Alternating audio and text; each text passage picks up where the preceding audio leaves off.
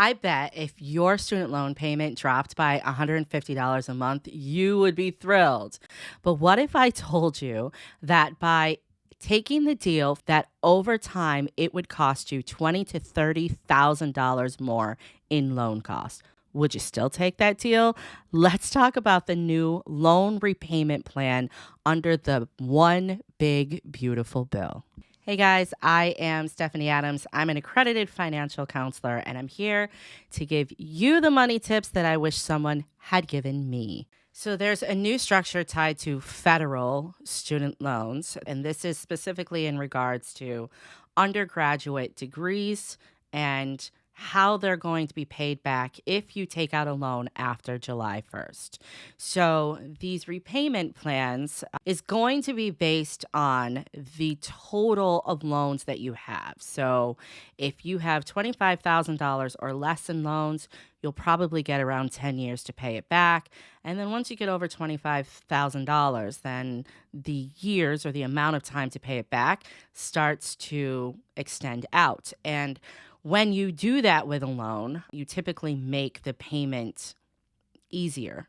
So, for an undergraduate loan, that's the first 4 years of going to college or university. The maximum amount that you are going to be able to take out if you still live with your parents is going to be about $31,000. If you are an independent student, then that changes to $57,000. So, here's a simple version. Under $25,000 is going to take about 10 years to pay it back. $25,000 to $50,000 could be about 15 years to pay back. And $50,000 could be up to 25 years to pay back. So I actually want to show this to you, what this is going to look like. Here's what we're going to do. So we're going to take the maximum loan that you can take out as an independent student for an undergraduate degree. That total is going to be $57,500. So $57,500. Here we go. The term is going to be 10 years because that's the amount of time that we're going to start off with. That's your standard repayment terms. So it's 10 years, and the going interest rate right now is about 6.5% in our student loans. Hit calculate, and you would have to pay $652.90 for 10 years to pay off the student loan.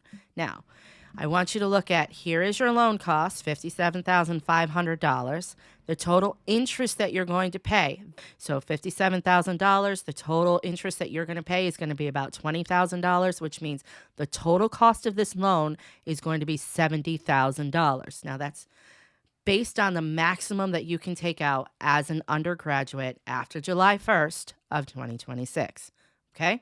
So, what if we wanted to extend this payment out? So since we're at $57,000, we've got an opportunity to extend this payment out and potentially bring down our monthly payment. So let's just move this for fun to 15. Gonna keep the same interest rate and just see what changes. So you can see our payment came down to $500.89. But look what happened to the interest here. It went to $32,659, meaning the total cost of that loan just came up to $90,000. Okay. And if you really want to take it out to the max term, which I doubt that with an undergraduate loan, they're going to allow you to take it out to that max 30-year payment. But let's just see what it looks like. Same amount of money that we've borrowed, and now we've got a reasonable payment, $363 a month, right?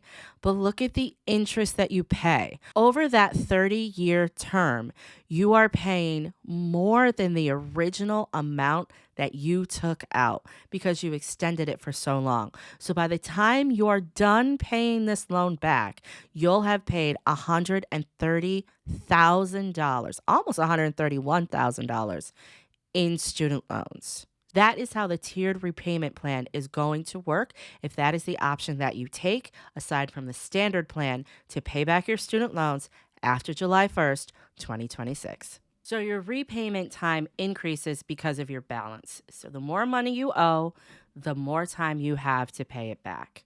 And that sounds great because your monthly payments are going to stretch out and maybe be more reasonable.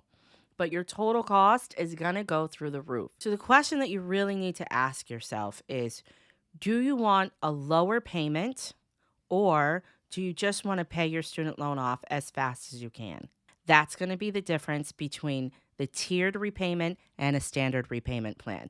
I hope this helps you understand what is happening after July 1st, 2026 with student loans. Make sure that you stick around as we break down other payment options. In the meantime, I'm Stephanie Adams, and we'll talk in the next video.